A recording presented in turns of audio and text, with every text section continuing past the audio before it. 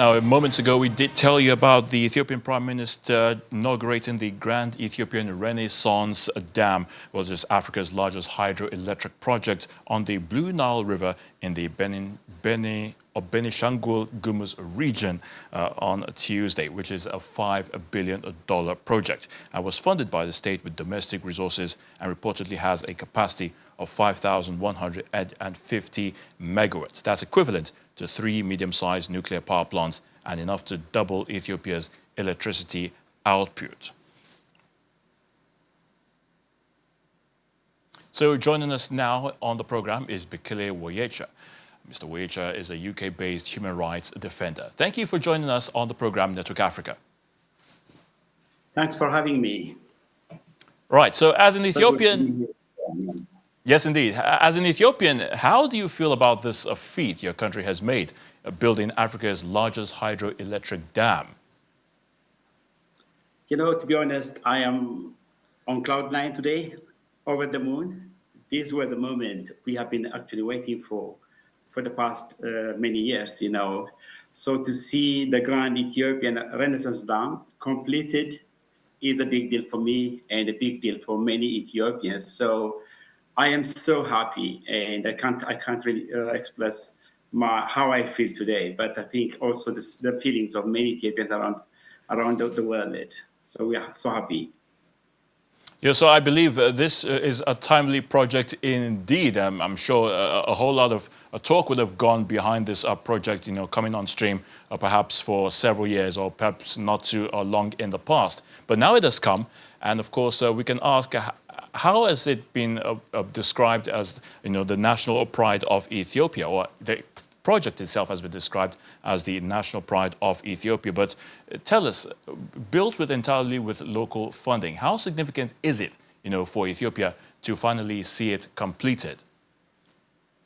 You know, to see this dam completed is a big deal for all Ethiopians because we paid a lot.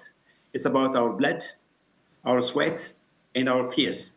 We all paid for the construction of this dam, whether we are based in Ethiopia or we are around the world. So to see it to this level is a big deal for us, and it kind of really showed us what we can do when we come together, when we have a purpose, and when we have, you know, a clear objective to deliver. So it has really brought national pride to all Ethiopians around the globe. This is a moment for us, and it's a very good opportunity and a springboard for doing something bigger than this as we go forward. So, very good opportunity. Which brings me to the next question, talking about Egypt and Sudan. Those countries are still worried about their share of the Nile waters.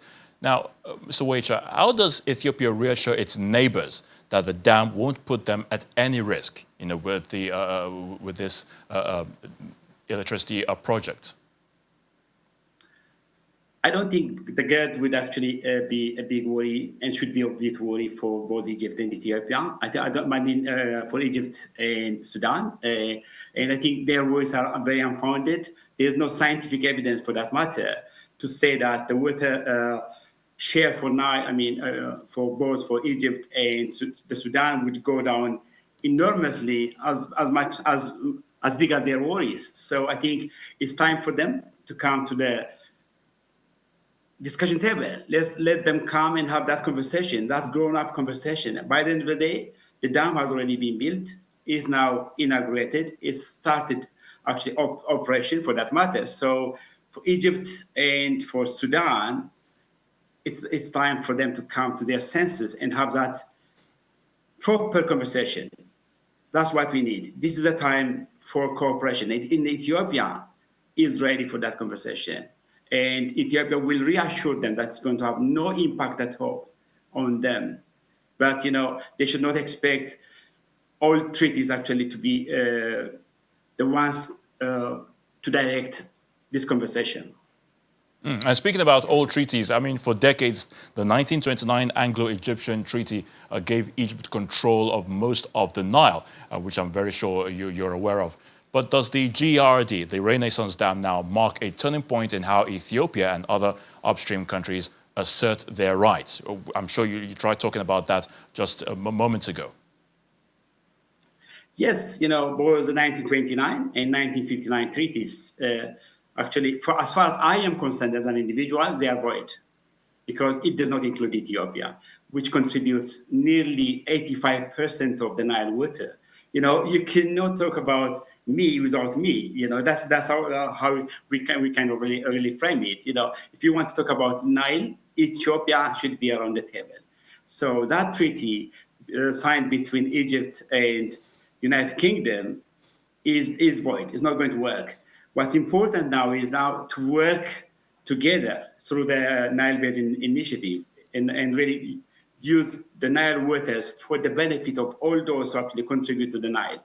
So this opportunity today should be taken very seriously. GERD has brought a new opportunity, a new era for the fair and equitable use of the Nile waters. So Egypt and others should come together and use to the best of their capacity to get the best out of the Nile waters. Everybody, Nile for all. That's in principle, it's Nile for all. Now, of course, with the birth of the Renaissance Dam, it's Africa's largest hydroelectric electricity project or hydroelectric project. Now, besides providing electricity or beyond generating electricity, what kind of impact do you think the dam will have on ordinary Ethiopians and on the region as a whole? As we round up. Exactly. The most important thing is electricity. More than 65% of Ethiopians do not have access to electricity, and the GERD would actually bring that. That's a big deal. But it's not only about electricity. There's a lot we can do when we have the right electricity in a country. But at the same time, the GERD has already shown that it is what do you call it? An opportunity for cooperation and integration among brothers and sisters in the Eastern and Horn of Africa, for that matter. And it could be a source of tourism, because many people are really keen to see it. So it's going to bring job opportunity, and it would definitely create job opportunity not only in Ethiopia for fellow Ethiopians, but in neighboring countries, because the electricity will be exported to as far as Tanzania, as far as I know, for the time being, which means it's going to create opportunities not only for Ethiopians, but for folks around Ethiopia, which is important. And then another thing to remember is the fishing industry.